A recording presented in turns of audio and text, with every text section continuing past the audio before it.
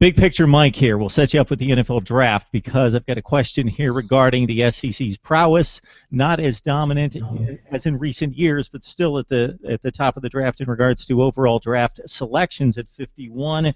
The Big Ten close behind at 47. If you look at the first, second, and third rounds, and then it tapered off for the other conferences, and the SEC actually had later picks that caught them up and allowed them to retain a somewhat of a title of drafting the most players each and every year. But in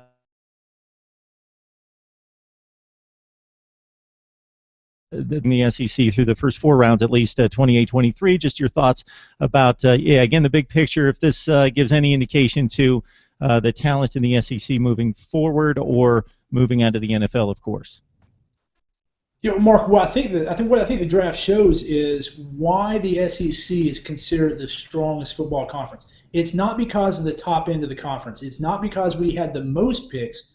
It's because we had depth spread across the conference. 13 of the 14 teams had a player drafted. The only team that didn't was Tennessee, a 9-win team that's returning 20-plus starters. Tennessee will return to the draft next year, guaranteed, with Cameron Sutton, Jalen Hurd if he comes out early.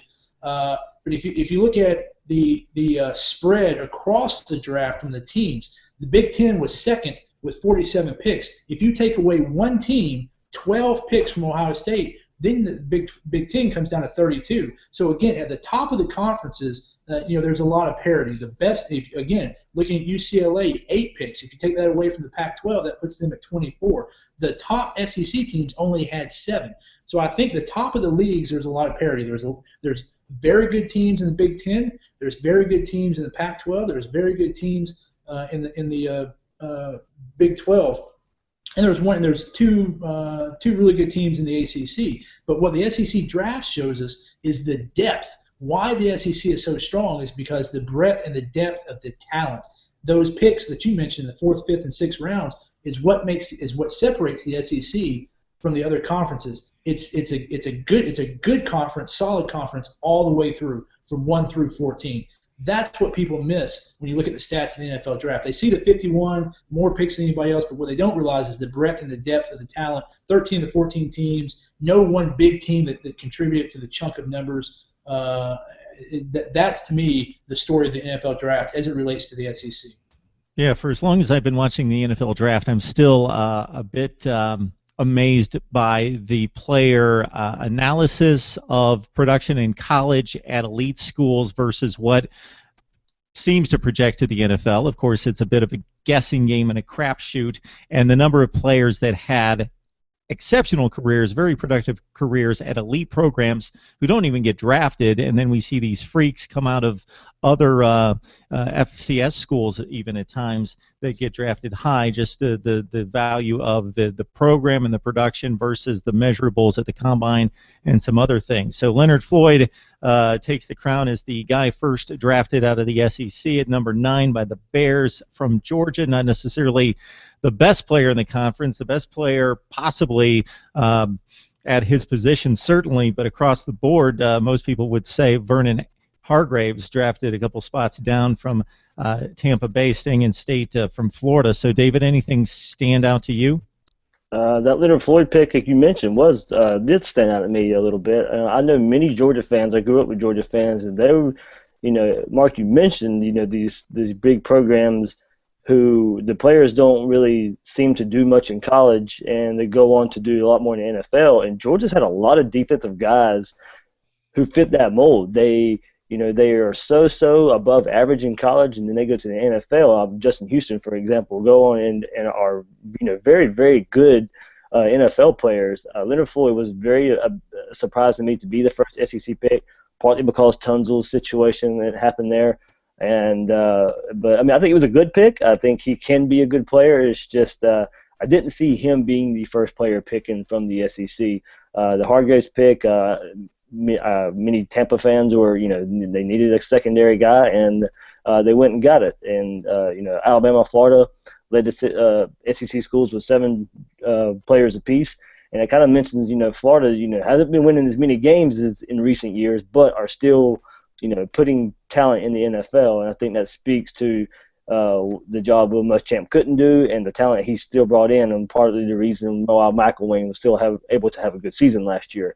The talent's still there, but it's I'll not to point out Florida is some interesting numbers that Florida's had a draft pick since 1952 in SEC history.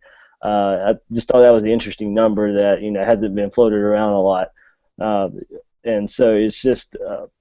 I'll go back, the Leonard Floyd pick, and like Mike said, the Tennessee didn't have draft picks, but I think people have to remember all the talent they bring back coming into this year, and all those guys will get drafted next year. Yes, it's rare for Tennessee not to have, a player drafted 2 years in a row, but that speaks a lot to what the bad situation Derek Dooley left them in, and now what Butch Jones has done to restock that talent and probably flood the draft next year. Yeah, that was going to be my term right there, David. Flood the draft in the next few years from Tennessee. The one guy that I think really stands out in the first round, and it's easy to jump on the wide receivers typically because they produce numbers. They're the elite athletes, the guys that the fans love to watch make huge plays. So I'm not just jumping on it from that standpoint, but Laquon Treadwell I think was a great pick by Minnesota at 23. That was my favorite pick. To stay with our theme of character issues, you guys, Robert Nkemdiche, who's as talented as anybody out there, dropped all the way to number 30. Still a first-round draft pick, goes to Arizona. They're a defensive tackle from Ole Miss in the famed 2013 class. Anything else out of you, Mike, on the NFL draft? I think you bring up a good point about the players. You look at Eric Stryker out of Oklahoma, great college player, ended up not getting drafted. Just how you look at the needs of the team in the draft. When you look at the order, who's picked first and who's picked 13th and who's picked 9th, a lot of that depends on the needs of the team. And then you look at how talent translates from college to the NFL. Tommy Frazier, if you remember watching him in the 90s for those vaunted Nebraska teams, that was a classic example of a great, dominant college football player who just, for some reason the NFL didn't think would translate into the NFL. But sometimes that happens. Eric Stryker was this year's example of that. Very, very interesting how the NFL general managers and programs look at the translation of talent from college to NFL. Yeah, the Tommy Frazier transition you can understand because of the quarterback play being so different, especially at that point in college football versus the NFL. But Eric Stryker, I thought that guy was a great player.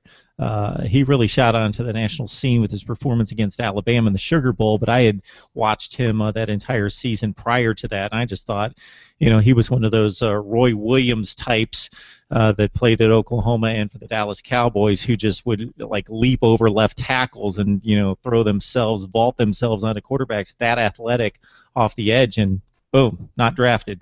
So the NFL draft, the SEC, I'm sure that the league will not just continue to flood the NFL with players, but with impact players. But I did find it somewhat intriguing that some other leagues caught up. It may just have been a cycle of not a great year for SEC players, still at the top of the draft. So a down year for the SEC, but where the Big Ten was right there at 51-47 and outdrafted the SEC in the first 4 rounds. And as we know, the percentage of players that are able to make rosters and sustain careers, that second point being more prominent, drops considerably as you go down the drafting scale from the first round down to number 7.